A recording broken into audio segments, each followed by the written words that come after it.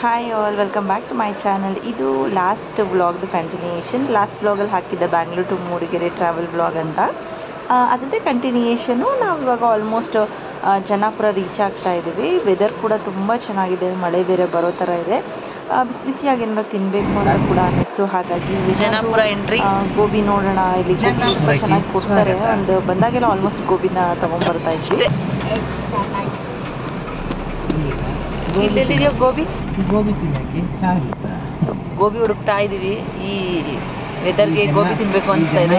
Junction ನಲ್ಲಿ ಗೋಬಿಗಾಗಿ ಕಾಯುತ್ತಿರುವ 4 ಜನ ಮಕ್ಕಳ ಜೊತೆ ಗೋಬಿಗೆ ಹುಡುಕಾಟ, ಗೋಬಿಗಾಗಿ ಗುದ್ದಾಟ.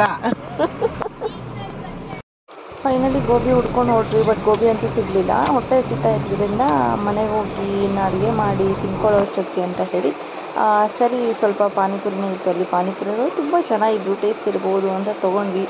ಅದು ಕೂಡ ಚೆನ್ನಾಗಿರಲಿಲ್ಲ, ಇಷ್ಟನೂ ಆಗಲಿಲ್ಲ. ಬಟ್ ಟೈಮ್ ಬೇರೆ ಆಗಿತ್ತು. ಮತ್ತು ನಾವು ಪಾನಿಪುರಿ ತಿಂತ ಮಳೆ ಬೇರೆ ಶುರು ಆಗೋಯಿತು. ಸರಿ ಪಾನಿಪುರಿ ಬೇಗ ಬೇಗ ತಿನ್ಕೊಂಡು ಅಲ್ಲಿಂದ ಹೊರಟ್ಬಿಟ್ವಿ. ಕತ್ಲೆ ಆಗಿದ್ದರಿಂದ ಮತ್ತು ನನಗಲ್ಲಿ ಆಲ್ಮೋಸ್ಟ್ ಏನು ಶೂಟ್ ಮಾಡಿರೋದು ಕಾಣಿಸಿಲ್ಲ. ಹೋಗೋಷ್ಟೊತ್ತಿಗೆ ಆಲ್ಮೋಸ್ಟ್ ನಮಗೆ 7:30 ಆಗೋಗಿತ್ತು ನಾವು ರೀಚ್ ಆಗೋಷ್ಟೊತ್ತಿಗೆ. ನೋಡಿ ಎಷ್ಟು ಕತ್ಲೆ ಇದೆ. ಇಲ್ಲಂತೂ ಹೇಗಿರ್ತಾರೆ ಅಂತ ಗೊತ್ತಿಲ್ಲ, ಒಬ್ಬೊಬ್ಬರೇ ಅಂತ ಬಂದ್ಬಿಟ್ಟಂತೂ ಭಯನೇ ಆಗೋಗುತ್ತೆ. ಬಟ್ ಇಲ್ಲಿ ಆಲ್ಮೋಸ್ಟ್ ತುಂಬ ಜನ ಇರ್ತಾರೆ. ಬಟ್ ತುಂಬ ಮನೆಗಳು ಕಡಿಮೆನೆ. ಒಂದು ಮನೆ ಇಲ್ಲಿದ್ರೆ ಮತ್ತೆ ಒಂದು ಅರ್ಧ ಕಿಲೋಮೀಟರ್ ಬಿಟ್ಟು ಇನ್ನೊಂದು ಮನೆ ಅನಿಸ್ತಾ ಇಲ್ಲ.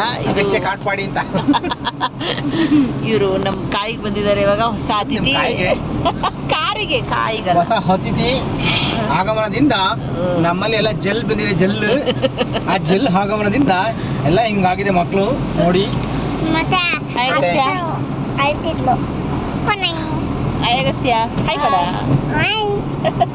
ಬಂದಾಗ ಮನೇಲಿ ಕರೆಂಟು ಕೂಡ ಇರಲಿಲ್ಲ, ಪವರ್ ತೆಗೆದ್ಬಿಟ್ಟಿದ್ರು ಮಳೆ ಬಂದಿದ್ದರಿಂದ. ಹಾಗಾಗಿ ಪವರು ಇರಲಿಲ್ಲ. ನಾನು ಅದಕ್ಕೆ ವಿಡಿಯೋ ಶೂಟ್ ಏನು ಮಾಡ್ಕೊಂಡೆ, ಊಟ ಮಾಡ್ಬಿಟ್ಟು ಬೇಗ ಮಲ್ಕೊಂಡ್ಬಿಟ್ವಿ. ಸ್ಟ್ರೇನ್ ಆಗಿತ್ತು ಬೇರೆ ಅಂತ ಹೇಳಿ.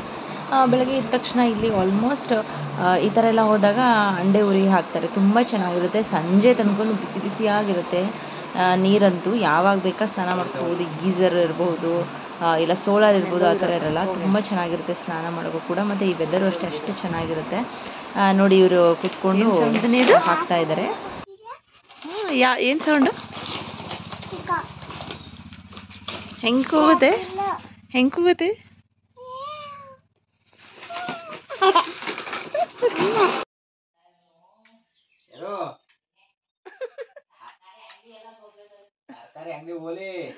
ಭಯ ಇದರಲ್ಲಿ. ಕಾರ್ ಒಳಗಡೆ ಕೂರಕ್ಕಾಗ್ತಿಲ್ಲ. ಅಗಸ್ತ್ಯ ಅಂತೂ ವಾಂತಿ ಮಾಡ್ಕೊಳಕ್ ಹೋಗಿದ್ದ.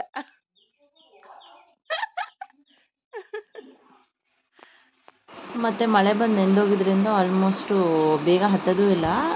ತುಂಬ ಅಂದರೆ ಇಲ್ಲಿ ಯಾರೂ ಇರಲ್ವಲ್ಲ. ಆಲ್ಮೋಸ್ಟ್ ನಾವೆಲ್ಲ ಹೋದಾಗ ಒಟ್ಟಿಗೆ ಈ ಥರ ಎಲ್ಲ ಹೋದಾಗ ಮಾತ್ರ ಈ ಥರ ಎಲ್ಲ ಹಾಕ್ಕೊಳ್ಳೋದು. ಸ್ವಲ್ಪ ಟೈಮ್ ಹಿಡಿಯುತ್ತೆ ಅದು ಹತ್ತೋದಕ್ಕೆ. ಅದಕ್ಕೆ ಏನು ಮಾಡ್ತಾರೆ, ಮುಂಚೆ ಆದರೆ ಕೆರೋಸಿನ್ ಎಲ್ಲ ಸಿಗ್ತಿತ್ತು, ಸೀಮೆ ಎಣ್ಣೆ ಎಲ್ಲ ಸಿಗ್ತಾಯಿತ್ತು ಈ ಥರ ಎಲ್ಲ ಹಾಕೋದಕ್ಕೆ. ಬಟ್ ಇವಾಗ ಏನು ಮಾಡಿದ್ದಾರೆ ಅಂದರೆ ಸ್ವಲ್ಪ ಡೀಸೆಲ್ನ ತೊಗೊಂಬಂದು ಇಟ್ಕೊಂಡಿದ್ದಾರೆ. ಡೀಸೆಲ್ನ ಎಲ್ಲ ಪೆಟ್ರೋಲ್ನ ತೆಗೆದು ಹಾಕಿ ಒಲೆ ಉರಿ ಎತ್ಸೋದು ಚೆನ್ನಾಗಿರುತ್ತೆ. ಮತ್ತು ತಿಂಡಿನೂ ಕೂಡ ರೆಡಿ ಮಾಡಿದ್ವಿ. ಏನಪ್ಪ? ತಿನ್ನಿ. ಬಿಸಿ ಸ್ವಲ್ಪ ಆರತ್ತೆ ಇರು. ತಿಂಡಿ ತಿನ್ನೋ ಟೈಮ್ ನೀಟಾಗಿ ತಿನ್ಬೇಕು.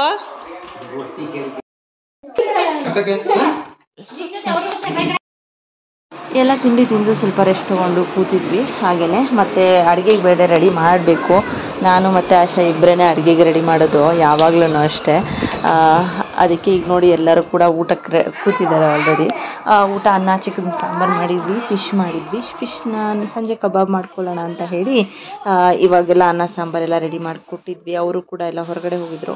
ಹಾಗೆ ಮತ್ತೆ ಲೈಟಾಗಿ ಈಗ ನೋಡಿ ಮತ್ತೆ ಮಳೆ ಬರೋಕ್ಕೆ ಶುರು ಆಗೋಯಿತು. ಮಕ್ಕಳು ಚೆನ್ನಾಗಿ ಮಳೆಯಲ್ಲಿ ಅಂತೂ ಎಷ್ಟು ನೆಂದಿದ್ದಾರೆ ಅಂದರೆ ನೋಡಿ. ಇವಾಗ ಇವ್ರು ಊಟ ಮಾಡ್ತಿದ್ದಾರೆ 4 ಗಂಟೆಲಿ ಹೊರಗಡೆ ಹೋಗಿ ಬಂದು.